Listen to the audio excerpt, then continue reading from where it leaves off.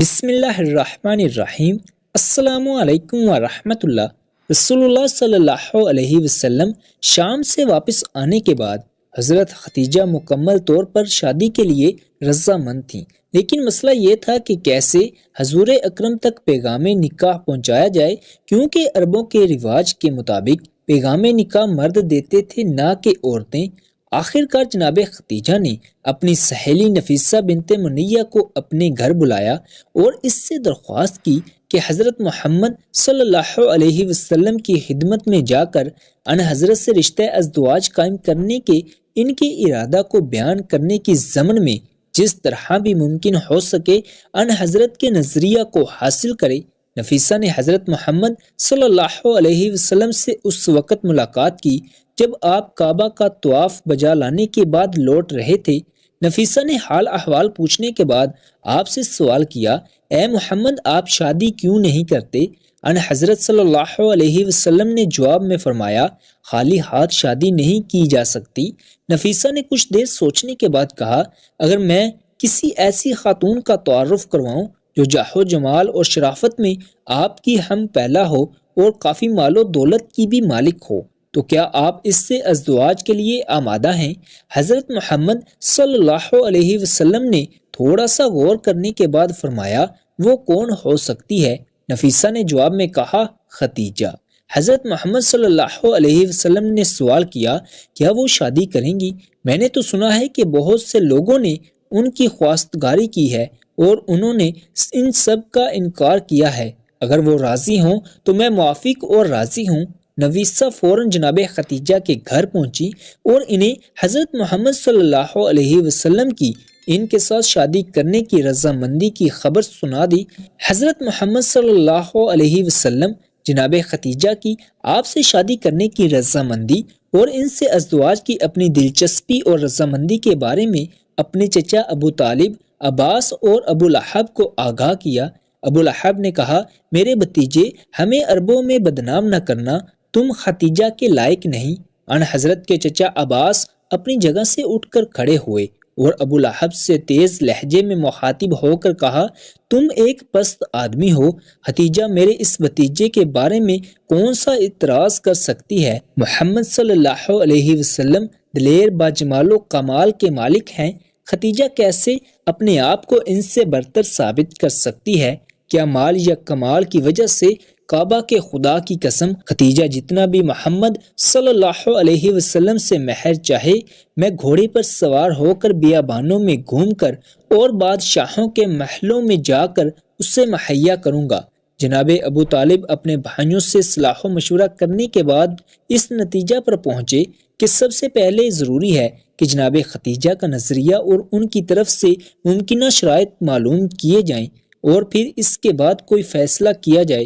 اس کے بعد انہوں نے پیغمبر اکرم صلی اللہ علیہ وسلم کی پھوپھی صفیہ کو خدیجہ کے پاس بھیجا تاکہ بلا واسطہ ان سے گفتگو کر کے اس سلسلہ میں ان کے نظریہ کے بارے میں آگاہی حاصل کریں۔ جناب صفیہ جناب خدیجہ کے گھر گئیں۔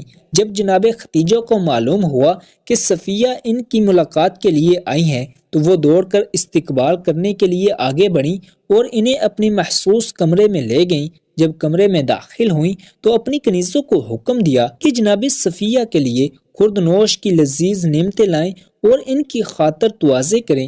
جناب صفیہ نے کہا، میں کھانا کھانے کے لیے نہیں آئی ہوں، بلکہ اس لیے آئی ہوں کہ جان لوں کہ جو کچھ میں نے سنا ہے وہ سچ ہے یا نہیں۔ جناب خدیجہ نے یہ پوچھے بغیر کہ آپ نے کیا سنا ہے اور دوسرے لوگ کیا کہتے ہیں، جواب میں کہا، جی ہاں، آپ نے صحیح سنا ہے۔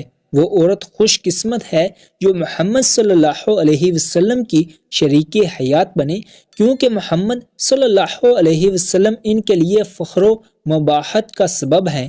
میں محمد صلی اللہ علیہ وسلم کی عظمت و شخصیت سے واقف ہوں اور ان کے ساتھ زندگی گزارنے کو اپنے لیے سعادت اور ایک عظیم فخر سمجھتی ہوں۔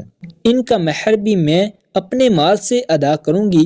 جناب صفیہ نے جناب خدیجہ کا دو ٹوک الفاظ میں جواب سن کر خوشی اور مسرت میں کہا، اے خدیجہ، خدا کی قسم آپ محمد صلی اللہ علیہ وسلم سے محبت کرنے میں حق بجانب ہیں۔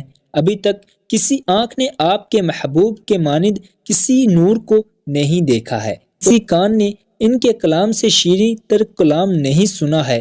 اس کے بعد جناب صفیہ نے حضرت خدیجہ سے رخصت لی اور مسرت و شادمانی کی حالت میں جناب ابو طالب کے گھر کی طرف لوٹی، جہاں پر بنی ہاشم کے بزرگ افراد ان کا انتظار کر رہے تھے۔ جناب ابو طالب کے گھر میں داخل ہونے کے بعد جناب صفیہ نے بنی ہاشم کے بزرگوں کے سامنے حضرت محمد صلی اللہ علیہ وسلم کے تئیں جناب خدیجہ کے ناقابل توصیف و محبت احترام کو بیان کیا۔ ابو لہب کے علاوہ بنی ہاشم کے تمام افراد یہ خبر سن کر خوش ہوئے، کیونکہ ابو لہب ہمیشہ حضرت محمد صلی اللہ علیہ وسلم سے حسد رکھتا تھا۔ اس کے بعد حضرت صلی اللہ علیہ وسلم کے چچا اور بنی ہاشم کے بزرگوں نے باضابطہ طور پر جناب خدیجہ کے پاس خواستگاری کے لیے جانے کا فیصلہ کیا۔ 28 سال ہجرت سے قبل، بعثت سے 15 سال قبل 9 شوال کو جناب ابو طالب اپنے عید کے لباس کو زیب تن کر کے بنی ہاشم کے چند بزرگوں کی سرپرستی کرتے ہوئے حضرت خدیجہ کے چچا عمرو بن اسد کے گھر کی طرف روانہ ہوئے، کیونکہ طے یہ پایا تھا کہ نکاح خوانی کی رسم وہیں پر منعقد ہوگی۔ تواضع اور مہمان نوازی کے بعد سب سے پہلے جناب ابو طالب نے خدائے سبحان کی وحدانیت اور مکہ و محمد صلی اللہ علیہ وسلم کی عظمت کے بارے میں ایک خطبہ پڑھا۔ خطبہ پڑھنے کے بعد مہر کے بارے میں گفتگو ہوئی۔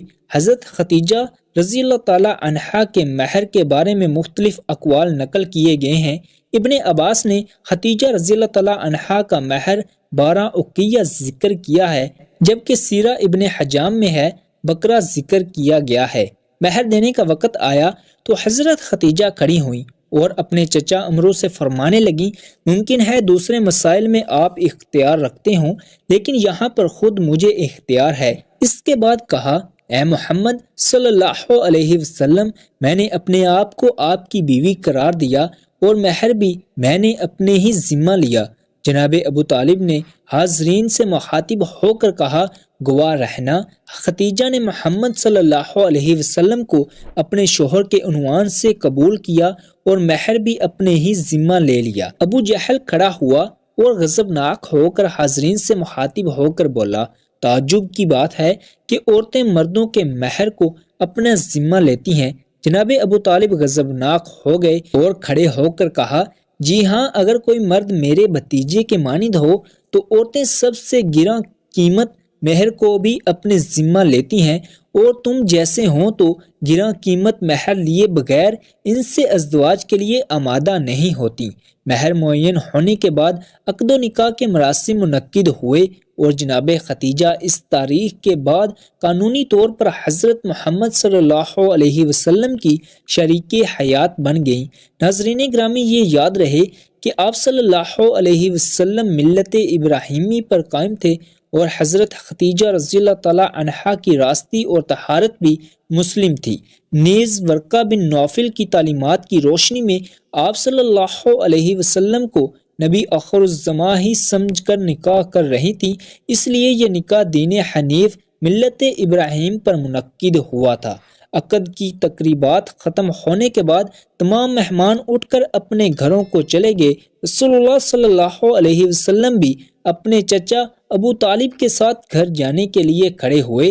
جناب خدیجہ چونکہ جانتی تھیں کہ حضرت محمد صلی اللہ علیہ وسلم کا اپنا کوئی گھر نہیں، اس لیے ان حضرت کی طرف مخاطب ہو کر کہا، اپنے گھر کی طرف آئیں کہ میرا گھر آپ کا گھر ہے اور میں بھی آپ کی کنیز ہوں۔ اس کے بعد ان حضرت سے مخاطب ہو کر کہا، اے محمد صلی اللہ علیہ وسلم، اپنے چچا ابو طالب سے کہہ دیجئے کہ 10 اونٹ نحر کریں اور لوگوں کو دعوت کر کے کھانا کھلائیں۔ جناب ابو طالب نے 10 اونٹ نحر کیے اور مکہ کے لوگوں کو کھانا کھلایا۔ اس طرح اس ولیمہ کے ذریعہ حضرت محمد صلی اللہ علیہ وسلم کے عقد و شادی کی تقریبات اختتام کو پہنچی۔ جی تو ناظرین، یہ تھی ہماری آج کی معلوماتی ویڈیو۔ میں امید کرتا ہوں کہ آپ کو یہ ویڈیو پسند آئے گی۔ مزید اس طرح کی اچھی ویڈیوز دیکھنے کے لیے ہمارے اس چینل کو لازمی سبسکرائب کریں اور بیل نوٹیفیکیشن کے بٹن کو آن کر دیں تاکہ آئندہ آنے والی ہر نئی ویڈیو کا نوٹیفیکیشن آپ کو بر وقت مل سکے۔ تو ملتے ہیں کسی اور ایسی ہی انٹرسٹنگ ویڈیو میں، تب تک کے لیے اللہ نگہبان۔